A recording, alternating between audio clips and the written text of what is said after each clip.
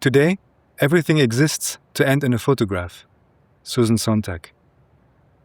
Maybe these days she'd say in a video instead.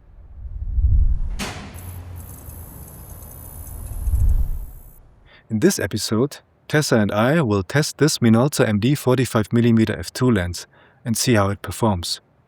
At the end, we will also give it our CLV score, so stay tuned for that. But first, we're going to look at its features and handling. The lens was introduced in 1978 and is what's known as a pancake lens. They are called that because crepe lens would sound less appealing. No, just kidding of course, it means the lens is quite flat and lightweight. The downside being that it's also a bit harder to use. In the 1970s, pancake lenses from various manufacturers hit the market, mostly also with focal lengths of 40 or 45mm, which apparently allowed for the most compact designs possible. This Minolta has 6 elements and 5 groups. The aperture closes down to f16 and clicks at every half stop. Except between f2 and f2.8 and f11 and f16, where there's no stop in between. The aperture has 5 blades. The minimum focus distance is 60 centimeters, which is rather high, and the filter diameter is 49mm. Its weight is 125 grams. Since it's so light and made mostly of plastic, it doesn't feel very high quality, but it's still good and adequate. The focus ring turns 140 degrees and smoothly, but I'd prefer it to be a little more resistant. I had the chance to test a second lens and that one turned even more freely. We will be testing the lens on a Sony A7III and this Fuji GFX50S. On the Fuji, it's equivalent to a full-frame lens with a focal length of roughly 35mm and a maximum aperture of f1.6. Let's start by looking at distortion and vignetting on this Adobe camera calibration chart. There's a bit of barrel distortion, but nothing serious. Vignetting is quite visible wide open, but virtually gone by f4. You can correct distortion and vignetting in your editing software, of course, but you could also use the correction profiles I offer for download on my Patreon page. The link is in the description.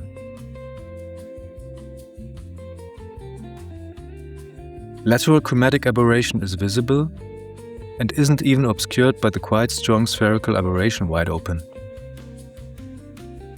Longitudinal chromatic aberration is also visible, but not that strong and almost gone at f5.6.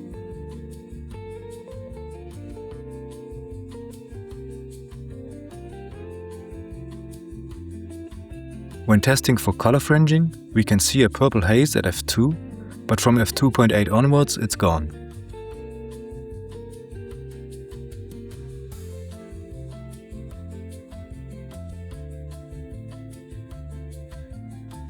It's well worth adapting this lens to a GFX camera because fortunately there are no black corners.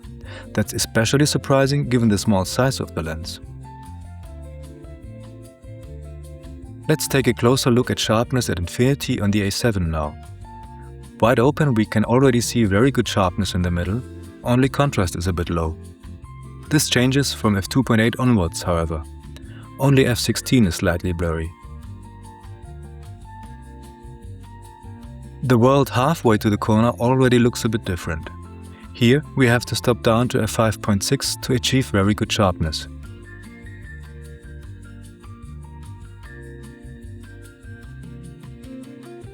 The corners are still a little worse, and you don't get very good sharpness until f8.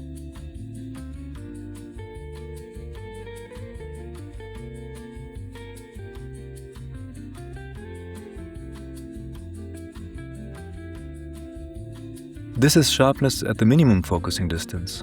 While the result in the middle is not quite as good as at infinity, it's still a good result with very good sharpness from f2.8 to f11.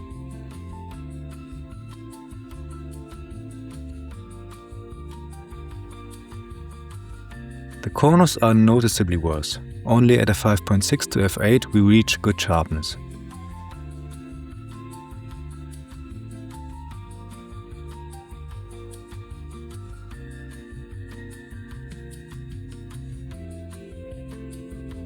Now we're turning to sharpness at a typical portrait distance. It's a very good result throughout the aperture range, only contrast wide open is slightly lower.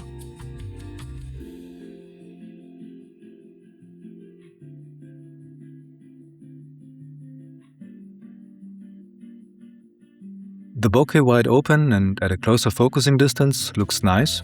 However, at f4 we can clearly see the pentagonal shape of the aperture.